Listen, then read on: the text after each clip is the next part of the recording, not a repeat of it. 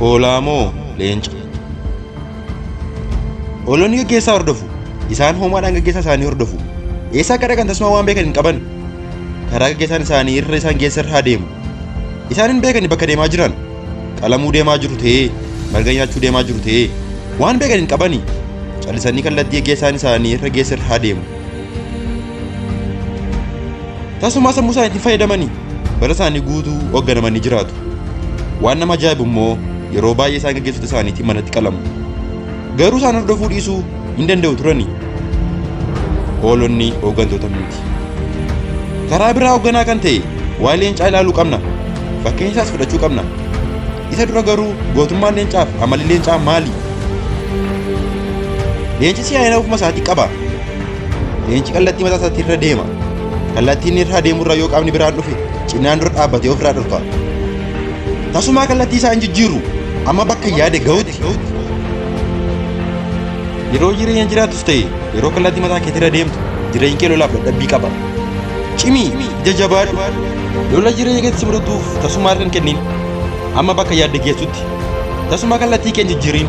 Haalonni bakkee dhiibbaa sirratti fiduuf yaalii gochuu danda'a. Ati garuu dhiibbaa kamiyyuu cinaan dura dhaabbadhu. Kallattii kee irraa dhorki.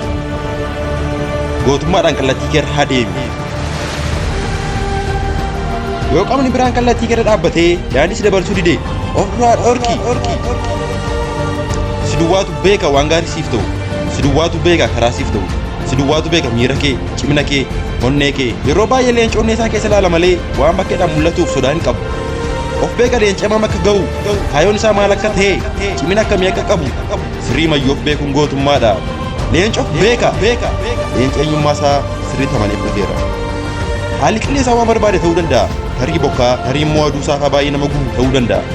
Kun garuu leencaaf homaa miti. Leenci keessa isaatiif xiyyeeffannoo addaa kenna malee waa'ee bakkeetti dhimma hin qabu. Leenci eenyummaa isaatiif dursa kenna.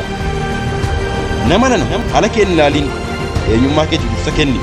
Ati uumama harka dhibbaan leenci caaludha.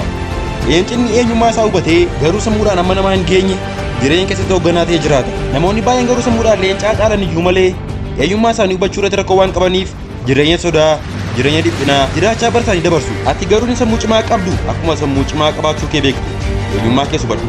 Isaafis dursa kenni. Haalli bakkeedhaan mul'atu waan barbaade ta'uu danda'a. Tarii akka ati yaaddoftuuf, tarii immoo akka ati sodaattuuf dhiibbaa sirratti gochuu danda'a. Ati garuu wantoota akkasitti dhimma hin qabaatin. Kun eenyummaa kee miti. Eenyummaan namaa sodaa miti gootummaadha. Eenyummaa keetiin jireenya sodaa kana cimsitee deemuu hin dandeessa. Amma leenci of godhe caalaa ta'uuf hubadhu. Na dhaga'i.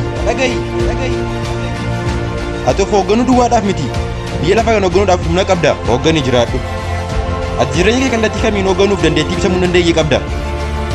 Ati uumama harka dhibbaan leenci caaludha. Ati maal yaadda? Maal hojjetta? Akkasumas maal sitti dhagahama waa'ee kee? Ati uumama harka dhibbaan leenca caaludha. Hoogganii jiraadhu.